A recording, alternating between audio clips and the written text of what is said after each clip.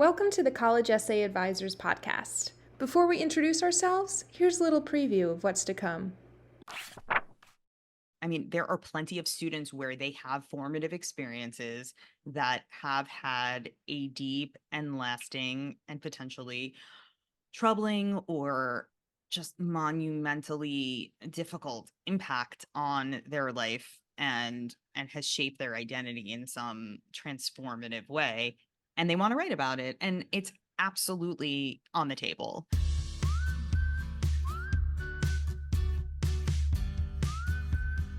Welcome to the College Essay Advisors podcast, an ongoing exploration of how to write admissions essays that get you noticed and accepted. Hi, my name is Stacey Brooke, and I am the founder and chief advisor at College Essay Advisors. Hi, my name is Becca Myers, and I am the Director of Advising at College Essay Advisors. And today we are going to talk about how to write about trauma and hardship in a college admissions essay. And frankly, whether you should write about trauma and hardship in a college admissions essay. I think we should start by just addressing that the common application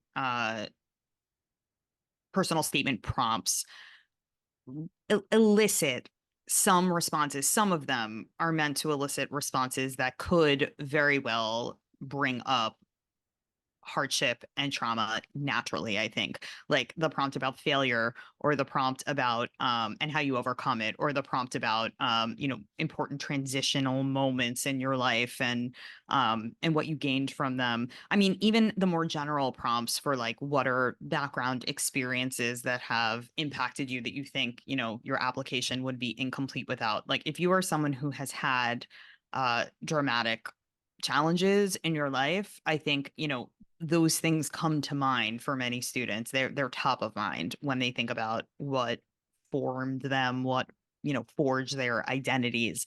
So I think one of the main questions that students have for us are these experiences things that admissions wants to hear? Are they things that are helpful to disclose? um how much of that vulnerable part of yourself are you expected to, or is it advisable to reveal in a college admissions Yes. essay? And I And think of like two, oh, go ahead. no, go for it. I think that there's two questions surrounding this issue. One, do you write about the months you were unhoused in a way that feels sincere to you, or does it feel like you're capitalizing on trauma? And the second one is for students who respond to those specific prompts and they consider trauma or hardship the death of a family cat, that is also Yeah. problematic because it could be read alongside someone else's essay who dealt with the death of a parent. So you need to be thoughtful about, are you going to decide to write about your trauma and hardship, and what do you consider trauma and hardship? Yes, agreed. I mean, I actually think maybe the second one is easier to address first, in that if you're writing about something that you consider to be, and I'm going to just sort of group trauma and hardship into just like challenge.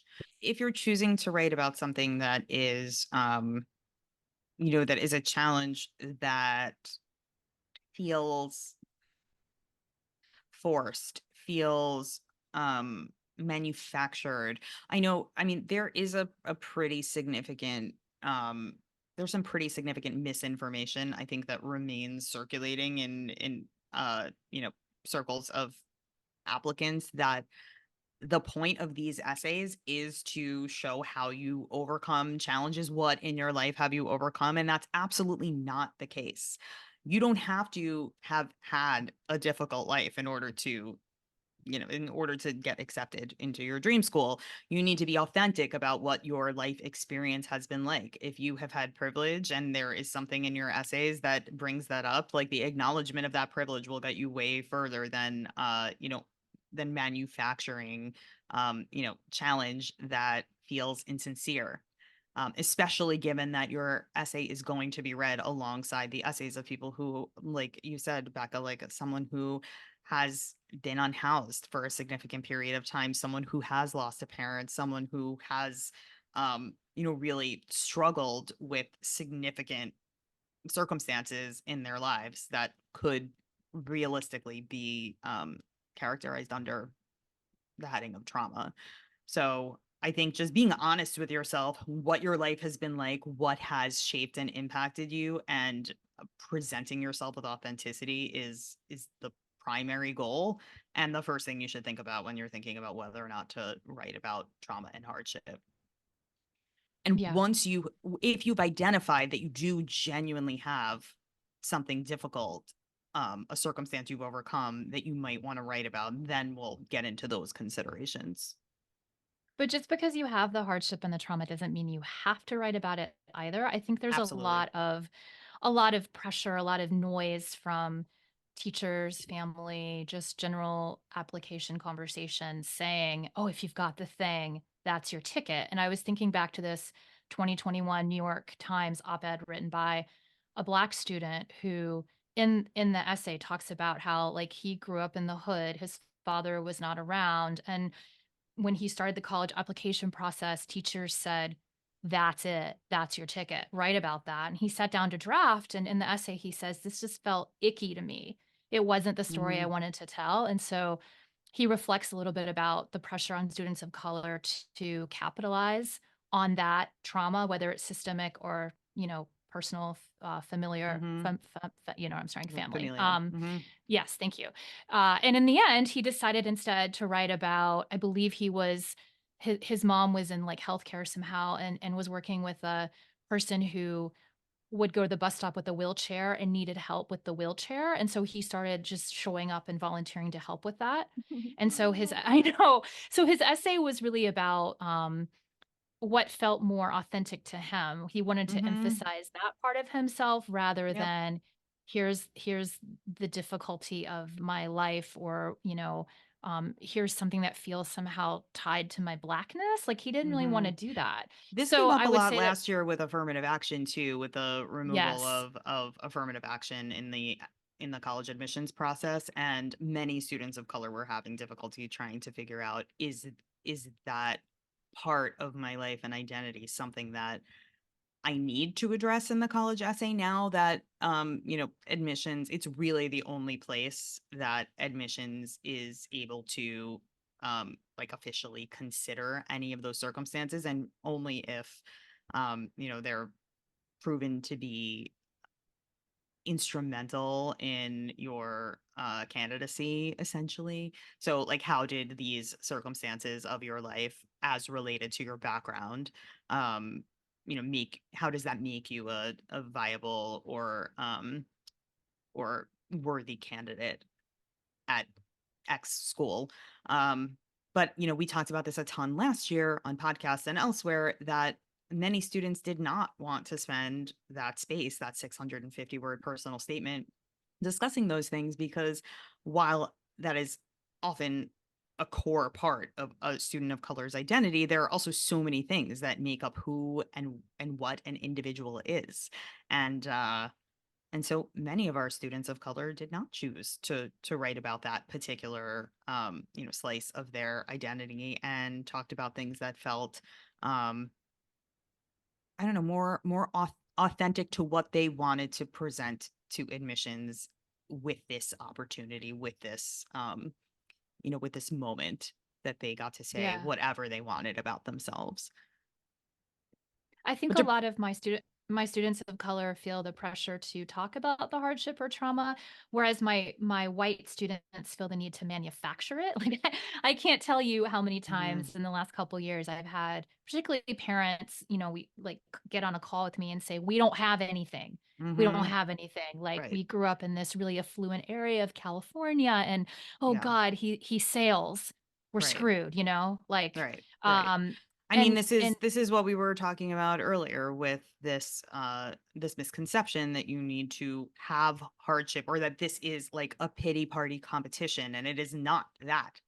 It is not that. And But to it seems like a lot of the because students now their senior year will work on these essays in English class. And, shout out to all my high school English teachers. You guys are doing a great job. I know this is hard work. Definitely props to you. This is not meant to be a criticism, but I would think I sort of want there to be less of an emphasis on the hardship. Mm-hmm. Have you seen this, Stacey? It's a lot about like I think the ones that are focused most on are the hardship or what was the challenge, as Mm-hmm. opposed to Mm-hmm. uh, more sort of subtle topics of well, we at CA think that you find the topic first before you attach it to any prompt. So Mm-hmm. oftentimes what happens is a student comes in and says, I challenge hardship, this and this. And then we talk to them and we make a list of other things. And their essay is not about challenge or hardship at all. Mm-hmm. So it would be It's about great. summer camp. The trauma of summer camp. I could write that essay. So could I. So could Yeah. I. Um, but yes, I mean, I think this point is made. I think for sure you need to consider whether or not this is the tact you want to take in terms of your topic selection. Um, but I also think that, I mean, there are plenty of students where they have formative experiences that have had a deep and lasting and potentially troubling or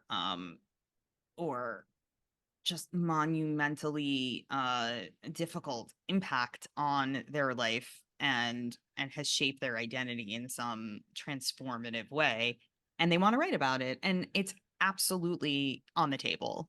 um and Yes. and I think the we have talked about this a lot when we're covering Common App prompts, but the prompts themselves even point to, I think, what is the most important component of an essay that addresses such a topic, which is balance, the balance between explaining the hardship and then explaining the efforts to overcome the resilience, the um the aftermath, and how ultimately you came out the other side, or if you didn't come out the other side and you're still working through it, like um what lessons you've learned, how your personality has, how your worldview has been shaped by what you've been through. Essentially, it cannot just be 600 words about life being hard. And listen, I want to give every student 70,000 words to talk about how life is hard if they need it. But in this particular exercise, it's got to be an even split at least. Right. And for my, I've talked about this on other episodes of our podcast that for a lot of students, this is their first time writing in the first person for nonfiction, and the impulse to journal. Because when I journaled in high school, I mean, I was mostly just like quoting Sarah McLachlan lyrics, but I was writing a lot about the hardship part, and there was Hmm. little focus on the other side or my strengths. And so when you work with us, you would get out all of the hardship stuff, and Hmm. then we would make sure that we, as Stacey said, we make that balanced. So then we Hmm. would come in and prompt and say, what does the other side look like if you're not there Yes. yet? Yes. How have you taken that hardship and how have you helped other people? Maybe not directly with the same thing. Like if Hmm. you were unhoused, you don't have to be working at your local shelter, but do you have a greater appreciation for people in hardship? Like what have you done Hmm. that recognizes your own journey as applicable to other people? That kind of thing. Completely. Or again, how something has shaped you, like if your family has been through significant financial struggle, how has that taught you about the value of a dollar, and how has that driven your own work ethic and your own vision for the future and what you want for your family. How has watching someone else's, like if you have a sister or a brother who has had mental health struggles, how might that have impacted your own ability to reflect um on your own mental health situation? I once worked with a student that who had a brother who had transitioned, and it was a massive, uh, incredibly traumatic experience for the family. That situation is one with many hurdles to navigate, and it's a very long story, and ultimately with, I think, a joyful ending, but many bumps along the road. And in the process of supporting his brother, the student also learned to embrace his own uh, sexual fluidity and gender fluidity. So that kind of self reflection was enabled by this like pretty extreme trauma that the family experienced together. And so I think understanding the level of transformation that occurred is crucial to an admissions officer understanding the full picture. Understanding supporting a family member through a trauma like that is, incredible, and everyone in that family was quite brave through this process. But I think there was something extra compelling in understanding this student's ability to dig deeper within themselves, to be able to really soul search and do something that was scary, really scary for him. Um, so, those are the scenarios in which I think, trauma can be written about in a super authentic way that ultimately really showcases for admissions the way you think, the maturity that you bring to the table, that transformation that has happened over time. And the balance there, I'm just thinking about how I would structure that for 650 words. You want probably just a pretty short paragraph on the brother's experience, because this is not an essay about a sibling transitioning, as Stacey Hmm. said. This is an essay about what you learned about yourself through participating and supporting the sibling's journey. Hmm. So we wouldn't want 350 words of that essay to be about, and then they did this, and then they did this, and then Right. it was hard Right. for us. Like, it Yes. definitely needs to return back. And that's the work that you do in editing revision rounds for sure. Completely. Completely. Another an example of a student essay, one of my favorites of all time. I worked on this essay with a student so long ago. Um, a student told me that her mother had recently had a double mastectomy. She was diagnosed with breast cancer when this student was in like freshman or sophomore year of high school. And the essay ended up being about how this student contended with the dichotomy of her mother losing this bodily symbol of womanhood at the same time that she was developing herself Wow. um these signs, these social markers, these bodily markers of womanhood. So there was this kind of like dual situation happening where both of these women were going through these transitions. It was so, so beautiful. But it was about the trauma of going through the cancer battle with a parent. And then also, someone you look up to, as a woman, losing again, not one of the symbols of bodily womanhood as you're looking for guidance. So there's a depth of assessment, again, a maturity of thought. um I think these essays that deal with serious topics often just require a ton of self-reflection to show admissions that you've really processed what's happened to you. I think that's really valuable in these essays. Um, and uh, and it can't just be this thing happened, period. It has to be this thing happened, and this is why it matters. This is where I am now because of it. Hmm. Um, so I think these essays are challenging because they do require a lot of soul searching and self reflection, and sometimes they're really painful to write, but also I think they can give admissions a really honest look at your resilience, your sense of self, um so many things that would make you a really attractive candidate. Yeah. That's our episode for today. Thank you so much for listening or watching. If you like our content, please like and subscribe to follow us for more. Happy writing!